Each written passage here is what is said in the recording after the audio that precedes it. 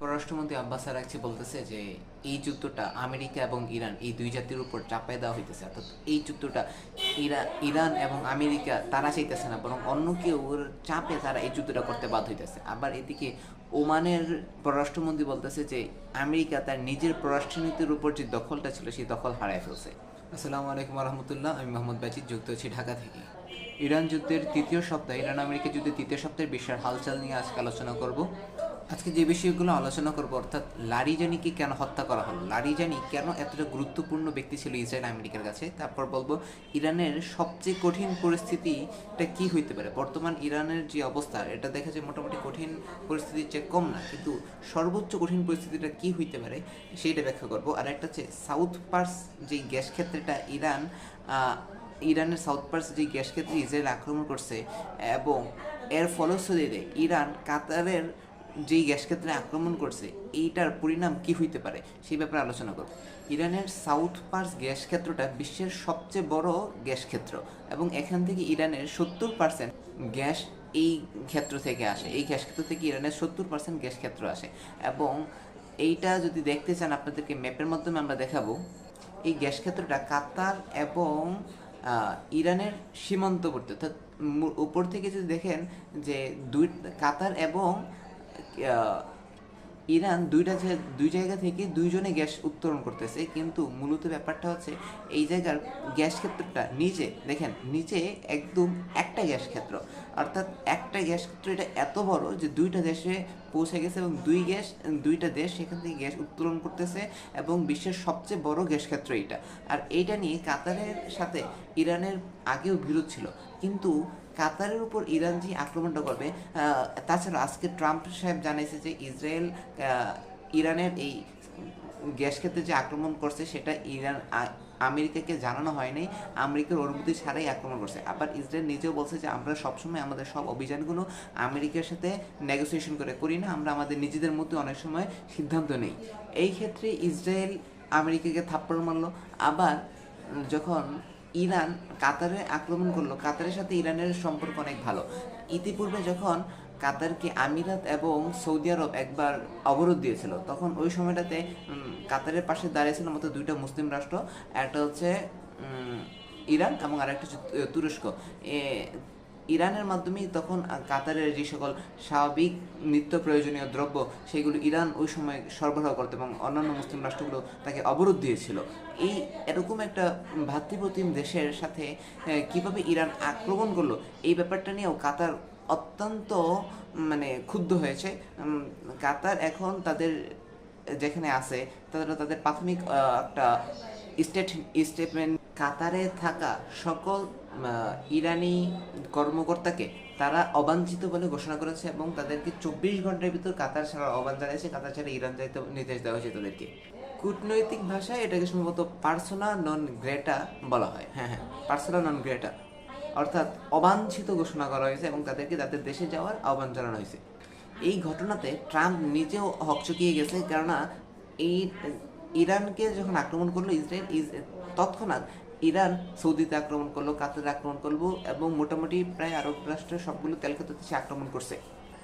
এখন সারা বিশ্বে তেলের দাম বাইরে গেছে, ইরান সব রাষ্ট্রগুলোতে আক্রমণ করছে। এখন আবার ট্রাম্পের তেলের দাম বাড়লে আবার কষ্ট হয়, ট্রাম্পের ক্ষতি হয়, কেননা যখন তেলের দাম বেড়ে যায়, এই ট্রাম্প তুমি কি শুরু করছো, তুমি বেশি যুদ্ধ লাগাই দিছো, তোমার জন্য আমার তেলের দাম বেড়ে যাচ্ছে, আমি তোমার চাই না, তুমি তাড়াতাড়ি ক্ষমতা থেকে নামো। এখন ট্রাম্পের নিজের গতি বাজানোর জন্য এখন ট্রাম্পের আবার অনেক সময় ইরানের সাথে একটু নেগোসিয়েশন করে চেষ্টা করে, কিন্তু আবার সেদিক থেকে ইরানও মানতে চায় না।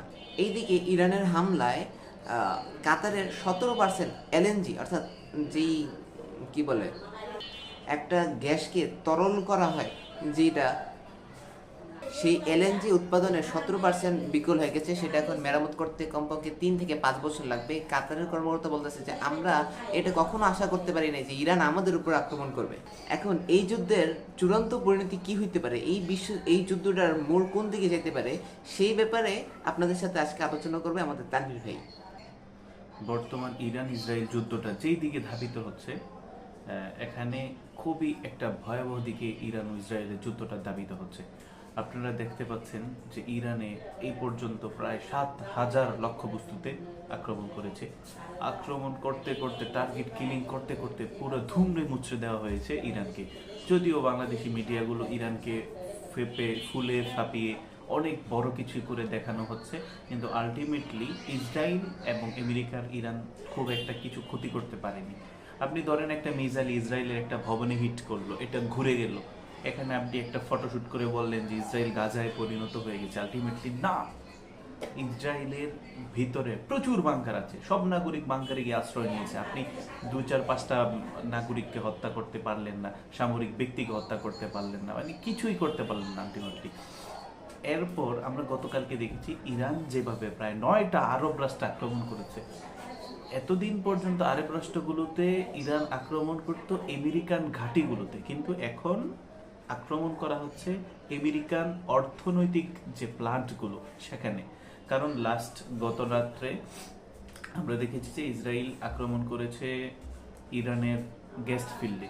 তো গ্যাস ফিল্ড আক্রমণ করার পর গ্যাস ফিল্ড আক্রমণ করার পর তোমার এই ইসরায়েল ইরানের গ্যাস ফিল্ডগুলোতে আক্রমণ করার পর ইরান চিন্তা করতেছে আমাদের গ্যাস ফিল্ড যেহেতু ধ্বংস করে দিয়েছে, আমাদের অর্থনৈতিক ইনফ্রাস্ট্রাকচার যেহেতু ওরা ডিস্ট্রয় করে দিয়েছে, তো আমরাও আরব দেশগুলোকে ভালো থাকতে দেব না। যার ফলশ্রুতিতে তারা সৌদি, কাতার, কুয়েত, বাহরাইন, আরব আমিরাত রাষ্ট্রগুলো আছে, প্রায় 9টা রাষ্ট্রের তেলের অবকাঠামোতে, গ্যাসের অবকাঠামোতে সরাসরি ডিরেক্ট হিট করেছে, একের পর এক মুহুর্মুহু হামলা চালিয়েছে। দেখেন, এতদিন পর্যন্ত কিন্তু আরব রাষ্ট্রগুলো সরাসরি ইরানের বিপক্ষে অবস্থান করেনি, কিন্তু এই হামলাগুলোর পর তাদের অবস্থান সরাসরি ইরানের বিপক্ষে হতে পারে। কাতারের যে গ্যাস ফিল্ডে আক্রমণ করা হয়েছে, এখান থেকে বছরে প্রায় 200 বিলিয়ন মার্কিন ডলার তাদের ইনকাম হয়। এখন তারা যদি বলে তোমরা আমাদের গ্যাস ফিল্ড সেভ করো, ইরানকে ডিস্ট্রয় করো, তোমাদেরকে 100 বিলিয়ন ডলার আমরা দিয়ে দেবো, এটা যদি আমেরিকাকে কাতার এই প্রস্তাব দেয়, আমেরিকা আর ইসরায়েল হেসে খেলে নেচে নেচে তারা ইরানকে ধ্বংস করে দেবে। দেখেন, ইরান তাদের যে শত্রু আমেরিকা ও ইসরায়েল, তাদের যে যুদ্ধ বিমান, যুদ্ধ জাহাজ, এগুলোর কিন্তু অভাব নেই। তাদের সাময়িক যে অসুবিধাটা হচ্ছে সেটা হচ্ছে অর্থ। এই অর্থগুলো যদি মধ্যপ্রাচ্যের কোনো দেশ থেকে তারা ডোনেশন নিতে পারে, তাহলে ইরানকে তারা হেসে খেলে নিচে নিচে ধ্বংস করে দিবে। আর এদিকেই যাচ্ছে। দ্বিতীয় আরেকটা যে পসিবিলিটি আমরা দেখছি, সেটা হচ্ছে সৌদি আরবে যখন নাকি আমেরিকা আক্রমণ করছে, সৌদি আরবে আক্রমণ করার পর সৌদির সাথে কিন্তু আমরা দেখেছি কিছুদিন আগে পাকিস্তানের একটা সামরিক চুক্তি হয়েছে। তো সেই সামরিক চুক্তি অনুযায়ী সৌদি যদি পাকিস্তানকে বলে যে তুমি আমার সার্বভৌমত্বে আঘাত এসেছে, এখন তুমি হামলা করো, তাহলে সৌদির কিন্তু পাকিস্তান কিন্তু ইরানের বর্ডারের কাছাকাছি, তারা ইরানকে আক্রমণ করবে। আপনি চিন্তা করেন, একদিকে আমেরিকা পারমাণবিক শক্তিধর রাষ্ট্র, অন্যদিকে ইসরায়েল পারমাণবিক শক্তিধর রাষ্ট্র, তৃতীয় পারমাণবিক শক্তিধর রাষ্ট্র যেটা তাদের সীমান্তের কাছে, সেটা হচ্ছে পাকিস্তান। পাকিস্তান যদি এখানে যুক্ত হয়ে যায়, আর এক লাগারে যখন ইরান আক্রমণ করছে আরব দেশগুলো, আরব রাষ্ট্রগুলো, তারা যদি একজোট হয়ে আমেরিকা এবং ইসরায়েলকে ফান্ডিং শুরু করে, পরিস্থিতি আসলে ওদিকেই যাচ্ছে, তাহলে আসলে ইরানের অস্তিত্ব বিলীন হওয়া ছাড়া আর কোনো উপায় নেই। এখন ইরান যদি অস্তিত্ব বিলীন হয়ে যায়, তাহলে গ্রেটার ইসরায়েল কায়েম হবেই, এটা কেউ ঠেকাতে পারবে না।